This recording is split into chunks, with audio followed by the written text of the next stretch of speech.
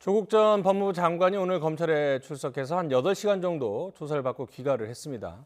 오늘 조사에서 진술 자체를 거부를 했는데요. 조 전 장관 변호인단을 통해서 해명하는 게 구차하다 이런 입장을 밝혔습니다. 이를 바라보는 여야의 시각 극명하게 엇갈리고 있습니다. 나이트 포커스 양지열 변호사, 김병민 경희대 교수와 함께합니다. 안녕하세요. 네, 먼저 주제 영상부터 보시겠습니다.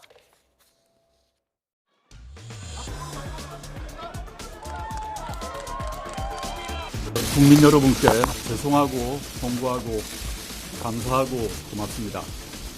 저는 이제 한 명의 시민으로 돌아갑니다.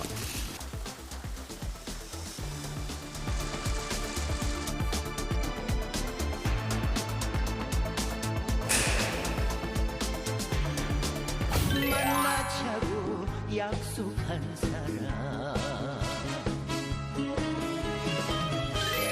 새벽부터 오는 눈이 무릎까지 덮는데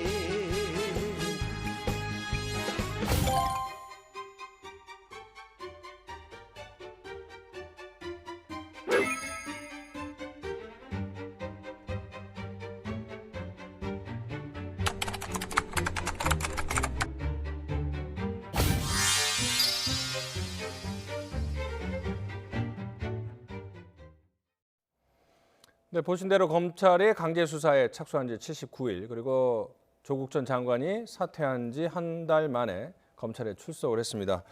사실 어제까지만 하더라도 저희 법조팀 기사에서도 변호인 검찰이 공개 소환 여부를 조율한다 이렇게 얘기가 나왔었는데 비공개로가 됐군요.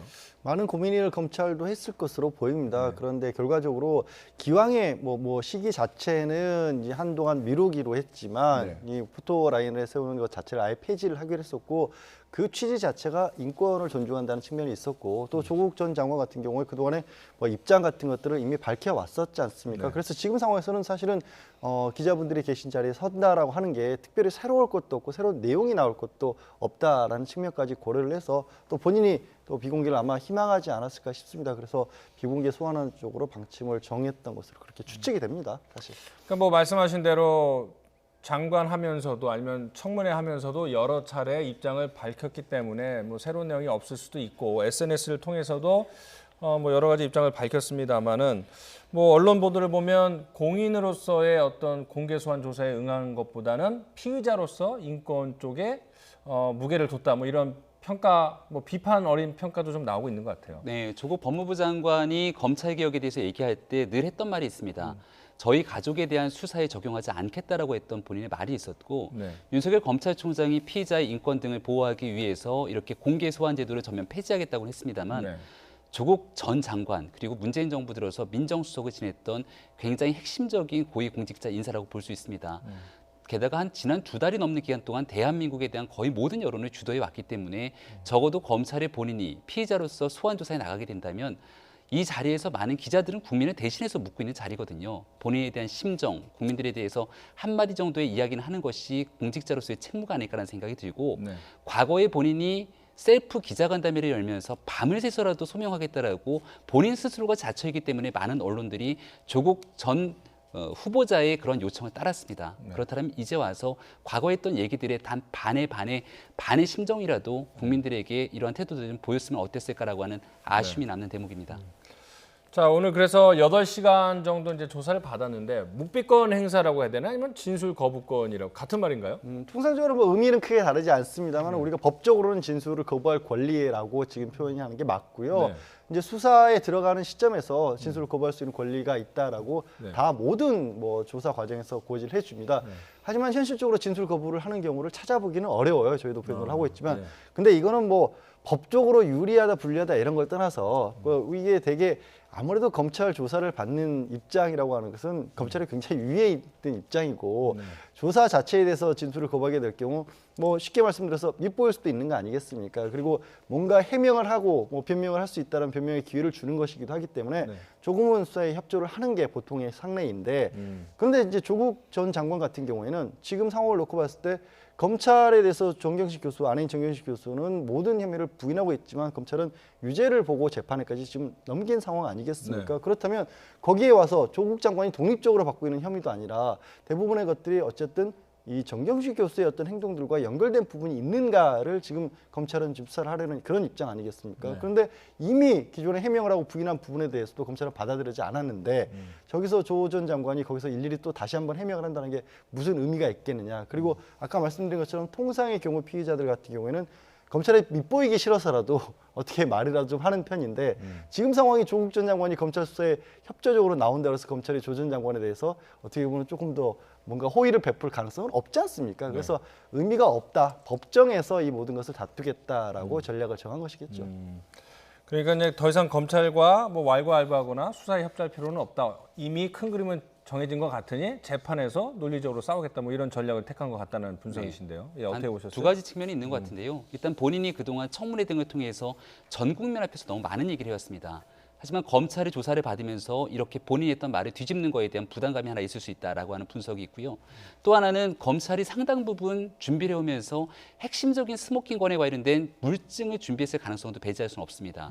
지금 여지까지 조국 전 장관은 계속해서 나는 몰랐다로 일관하고 있는데 이러한 부분 속에서 검찰이 가지고 있는 키가 무엇인지를 확인할 필요가 있을 텐데 여기에 대해서 계속 묵비권을 행사하지만 검찰은 계속해서 질문을 건넸다라고 하는 것이거든요. 따라서 검찰 입장에서도 당연히 조국 전 장관이 저렇게 수사에 비협적으로 나오게 된다면 가지고 있었던 준비됐던 내용들을 다 쏟아내진 않았을 겁니다. 여기서 이제 우리가 볼 수 있는 게 과거 양승태 전 대법원장 사례인데요. 당시 마찬가지로 묵비권, 진술에 대한 거부권을 행사했고 검찰은 수사에 협조하지 않은 양승태 전 대법원장을 향해서 갖고 있는 증거들을 다 노출하지 않았습니다. 대신 구속영장을 청구하고 영장 실질심사 과정에서 가지고 있는 증거를 공개했기 때문에 이러한 상황이라면 조국 전 장관에 대한 구속영장 청구의 가능성은 훨씬 더 높아지는 것이 아닌가 생각이 됩니다. 자, 오늘 8시간 이제 조사를 받았는데 그러면은 진술 거부권을 행사했으면 그냥 검사가 8시간 동안 계속 대답을 하든 안 하든 질문을 하는 그런 형식이었던 건가요? 근데 그렇게 했을 때 진술 거부권을 행사했다 그랬을 때도 조서에 그냥 뭐 대답이 없다고 빈칸으로 채워넣는 건 아니고요. 뭐 물어보는 취지라든가 그때 당시 진술 거부를 할 때의 피의자의 답변의 태도라든가 이런 부분을 또 기재를 합니다. 그렇기 때문에 뭐 준비했던 양이 굉장히 많을 수도 있고 또 뭔가 물증 같은 걸 제시하면서 이에 대해서 어떻게 생각했었을 때는 뭐 단적으로 뭐 피의자가 잠시 뭐 생각이 잠겼다든가 이런 내용까지 다 기재를 하거든요. 그래서 어떤 식으로든지 이제 검찰에서 조서 같은 경우에는 그 내용 자체에서 특별히 틀린 게 없다라고 한다라면 법원에 바로 이제 증거로 쓰일 수가 있기 때문에 판사에게 심증을 형성할 수 있는데 검찰 입장에서 도움이 될 만한 쪽으로 조서를 꾸며야 되기 때문에 그래서 단순하게 이쪽은 진술을 거부한다 그러면 사실은 그냥 뭐 모르게 그냥 생각해보면 어차피 진술을 거부할 거라고 한다라면 물어보나 마나 아니냐고 생각하실 수가 있지만 제가 말씀드렸지만 그런 과정들을 거치기 때문에 8시간이라는 시간이 필요했던 거죠. 그러면 이제 자의적으로 검사가 조 전 장관의 표정 이런 거를 좀 유리하게 이렇게 써놓을 가능성도 있겠군요. 그것에 대해서는 이제 조 전 장관이 내가 그때 당시 그런 식의 행동을 하지 않았다라는 것도 이의를 제기할 수 있기 때문에 확인하니까 그런 것까지 이제 꾸며지진 않죠.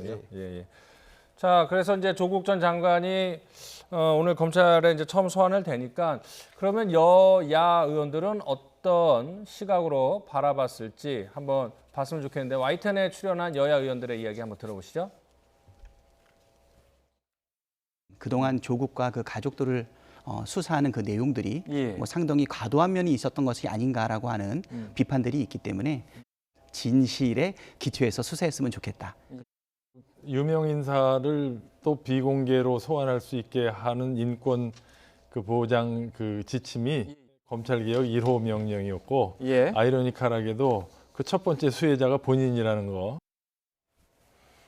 뭐 이 부분도 계속 이제는 지적을 할 수밖에 없는데 결국은 인권 지침 1호의 수혜자가 결국 조국 전 장관이다. 근데 원래는 조국 전 장관 수사 이후에 적용한다고 그러지 않았었나요? 네, 맞습니다. 그래서 본인에 대한 가족 수사에는 적용되지 않겠다라고 얘기를 했지만 그 내용을 뒤집기 시작했고 검찰과의 소환 조율 날짜를 조율했는데 오늘은 2020년도 대학 수학력 시험일이기 때문에 오늘에 대한 날짜를 택했다는 것은 결국은 세간에 대한 관심들이 좀 흐트러지는 날에 들어가고자 했던 것이 아니냐.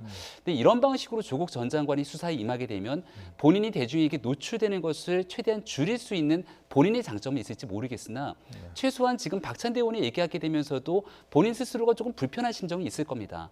많은 국민들은 정경심 교수가 구속되면서 조국 전 장관 이슈가 어느 정도는 일단락되는구나라고 해서 민주당도 국면 전환에 굉장히 적극적으로 나서는 모습이지만 조국 전 장관의 수사와 검찰에 관한 여러 가지 정부의 압박에 미루어 보건대 다시 한번 조국 이슈가 전국의 핵심 키로 부상할 가능성도 배제할 수가 없거든요. 게다가 지금은 조국 전 장관이 구속될지도 모르는 상황이고 만약에 기소가 되게 되면 재판에 대한 과정까지 총선을 앞두고 굉장히 여러 가지 일들이 벌어질 것이기 때문에 앞으로 민주당이 어떠한 방식으로 입장을 정리하게 될 것인지가 굉장히 중요한 상황이 되지 않을까 싶습니다. 자, 그 소환 날짜를 수능일로 정했다. 뭐 이런 어떤 의도가 있을까요? 글쎄요. 억측일까요? 글쎄 뭐 그거는 뭐 여러 가지 생각을 해볼 수가 있고 이번 주 내에 아마 소환하는 것을 조율을 했던 것으로 보이고요. 사실 근데 수능이라 그래서 이게 뭐 뉴스가 덮어질 만한 뉴스는 아니지 않습니까? 그렇죠. 종리의 성격이 그렇고 또 지금 조 장관이 현재 어떤 여론을 의식해서 모습을 보이지 않는거나 그런 식의 어떤 생각을 할 만한 여유가 과연 있을까라고 오히려 저는 반문을 하고 싶어요. 지금 부인인 정경심 교수가 구속된 상태로 20일 만에 기소가 됐고 기소 과정에서도 14가지, 15가지 총 합하면 혐의를 받고 있는 상황이고 검찰은 언론을 통해서 언론을 통해서라기보다 언론에는 그 조 전 장관도 상당 부분 연루가 됐을지 모른다는 의혹을 제기하고 있는 상황인데 그 가운데서 뭔가 여론을 제기해서 수능 날은 피하자 이런 식의 계산을 할 만한 여유는 지금 없을 것이다. 만약에 그런 것들을 원했다라면 물을 내서라 법무부 장관 자리에 있었겠죠. 그걸 그랬을 때 오히려 방패를 쓸 수 있는 카드는 훨씬 더 많았기 때문에. 그렇죠. 자, 뭐 이런 가운데 오늘 더불어민주당이 법무부 차관을 국회로 불렀습니다. 이 검찰 개혁 조금 더 속도를 내라 뭐 이렇게 주문을 한 것으로 알려졌는데 김호수 법무부 차관의 이야기 한번 들어보시죠. 좀 과도한 그런 부분도 충분히 우려도 알고 있죠. 저도 검사 출신인데 그러한 부분은 어찌 모르겠습니까? 국민들이 걱정하지 않도록 합리적인 방안도 마련하고 또 법무부 장관의 검찰에 대한 그 지휘 통제도 충분히 이루어질 수 있는 그런 합리적인 방안을 만들도록 하겠습니다. 자, 조국 전 장관 사태 이후에 검찰 개혁의 속도가 좀 느려지고 있는 건가요? 글쎄요, 저는 그렇게는 보질 않습니다. 조 전 장관이 했던 부분들이 결국 법무부 훈령을 통해서 바꿀 수 있는 부분이기 때문에 그거는 지금 구체적인 실무 작업을 실무진에서 하고 있고 김호수 차관이 그 부분을 맡아서 관련 부분은 문재인 대통령이 직접 나에게 보고를 하라고까지 얘기를 해놓은 상황이기 때문에 이제 언론에 관심을 가질 만한 커다란 흐름들은 이미 조 전 장관이 다 발표를 하고 물러났지 않습니까? 그렇기 때문에 뭔가 새로운 얘기가 나오지 않는 것뿐이고요. 또 거기에 더해서는 이 검찰 개혁이라고 하는 게 뭐 다 법무부에서 할 수 있는 일은 어찌 보면 내부의 구체적인 사안에 관한 부분이고 가장 큰 틀은 결국 법회의 패스트트랙으로 올라가 있는 국회에서 처리를 해야 되는 부분이기 때문에 지금 상황에서 조 전 장관이 물러났기 때문에 검찰 개혁이 안 된다 이렇게 보기는 어렵고 이제 민주당에서도 오늘 이제 법무부 차관을 불러서 지금 말씀드린 상황들이 그럼 조 전 장관이 만들어놓은 큰 틀에서 어떻게 이루어지고 있느냐와 함께 또 기왕에 이제 패스트트랙에 올라간 법안들과 함께 그럼 법무부 차원에서는 이 법안이 통과될 경우에 어떤 부분을 더 함께 보완해야 될 것인가 이런 부분들을 점검하는 측면이었다고 봐야겠죠. 자, 그런데 그 법무부가 뭐 검찰을 패싱하고 대통령에게 보고를 했다고 하는데 지금 이제 뭐 일선 검사들이 반발하는 것 중에 하나가 이제 검찰 조직에는 전문적인 부서가 있지 않습니까? 뭐 포렌식이나 아니면은 주식이나 증권, 경제 전문 뭐 이런 것들. 근데 그런 것도 뭐 줄이는 거 아니냐 뭐 이런 얘기가 나오면서 뭐 윤석열 검찰총장이 대놓했다 이런 기사도 나오는데요. 그런데 거기에 검찰을 패싱했다는 말이 나온다는 것 자체가 뭔가 지금 검찰 조직이 기형적으로 돼 있는 게 아니냐는 생각이 듭니다. 법무부가 검찰에 대한 관리 감독권을 가지고 있는 부처이고 현재로서는 법무부 장관 역할을 대행해서 김호수 차관이 일을 하고 있고 지금 법무부에서도 이제 검찰에서 생각했던 언론에 보도된 내용과는 좀 다르다. 뭐 직제를 갑작스럽게 폐지한다거나 아니면 없던 것들을 만들어내서 법무부에서 직접적으로 중간 수사 과정을 보고받겠다는 게 아니라 법무부령으로 기존에 만들어져 있는 검찰청 상위청에 대한 보고, 중간 수사 보고라든가 그게 검찰에도 보고하도록 돼 있는데 그동안에는 사실상 작동을 안 해왔었던 거잖아요. 그 부분을 실질적으로 할 수 있는 부분들 그리고 검찰이 직접적으로 수사하는 부서에 대해서는 축소를 하면서 형사나 공판 쪽으로 더 무게중심을 두겠다. 공판을 특히 중요시해서 원래 재판을 해야 되는 것이 맞는 검사의 역할, 법조인으로서 역할을 강화하는 것은 윤석열 검찰총장도 동일한 큰 틀이거든요. 그 부분의 세부 안에 대해서 이제 청와대에 보고를 한 것인데 그 과정에서 검찰이 그럼 동의를 꼭 거쳐야 되느냐? 원론적으로 생각해 볼 수 있는 문제라는 거죠. 그 얘기가 나오는 것 자체가 검찰이 수사에 있어서 개별 검사가 수사에서 독립을 하는 것과 검찰이라는 조직이 이 아무런 관리 통제를 받지 않는 것과는 다른데 지금 상황은 마치 검찰의 허가를 받지 않으면 법무부나 청와대도 아무 일도 못하는 것처럼 비춰지는 그 상황이 뭔가 왜곡되어 있는 게 아닌가 싶습니다. 그럼 이제 반대 측면을 한번 살펴보도록 하죠. 이제는 주요 사건에 대해서 법무부가 검찰에게 보고를 받겠다 뭐 이런 얘기도 나오고 있어요. 그런데 박근혜 정부 때인가 2015년 그 국정원 댓글 사건 때 당시에 윤석열 수사팀장인가요? 이런 얘기를 했더라고요. 법무부는 정책부서이고 수사는 검찰이 하기 때문에 검찰이 법무부에 일일이 수사 보고를 하는 것은 맞지 않다. 그 당시에는 그래서 기계 있는 검사라고 많이 환호를 하지 않았습니까? 지금의 여당이. 근데 또 주요 사건을 보고를 해야 된다 이런 얘기가 나오니까 조금 또 바뀐 것 같아요. 조국 전 장관 사태를 보면서 전혀 아니라고 했지만 문제가 없다고 했지만 검찰이 정경심 교수를 기소하고 난 공소장의 내용을 보니까 그동안 조국 전 장관이 후보자 시절 법무부 장관으로 했던 얘기와 결이 완전히 다른 내용을 볼 수 있습니다. 인지사건을 하게 되는 검찰의 조직을 축소하겠다라고 하면 살아있는 권력에 대한 권력형 범죄를 수사할 수 있는 검찰의 기능을 축소시킬 수 있다는 건데요. 보통 우리가 제왕적 대통령제의 상황을 보게 되면 집권 중반기가 넘어가는 과정에서 역대 거의 모든 정부에서 권력형 범죄들은 늘 드러나기 마련이었습니다. 사실은 그렇게 가면 안 되는 것입니다만은 제도의 탓인지 사람의 탓인지는 모르겠으나 이런 것들을 분명하게 잘못된 범죄를 처벌할 수 있도록 수사하게 되는 게 검찰의 기능이기도 했거든요. 이런 것들이 결국 제왕적 대통령제를 견제할 수 있는 수단일 수도 있겠는데 문재인 정부는 정권에 대한 반환점을 돌기 시작했습니다. 그리고 조국 전 장관에 대한 수사가 있습니다만 여지까지 드러난 것은 가족에 관한 문제일 뿐 유재수 전 부시장이 지금 출국금지 조치를 당했고 조국 전 장관이 민정수석 재직했던 당시에 대한 수사가 진행되게 된다면 더 나아가서 문재인 정부의 정권 비리까지 연결될 수 있다라고 이야기를 하는 사람들도 적지가 않습니다. 그런데 검찰의 인지사건에 대한 부분들을 수사하는 조직을 축소한다 그러면 당연히 정권이 검찰에 대한 수사의 독립성을 침해한다라고 하는 오해를 받을 소지가 다분하거든요.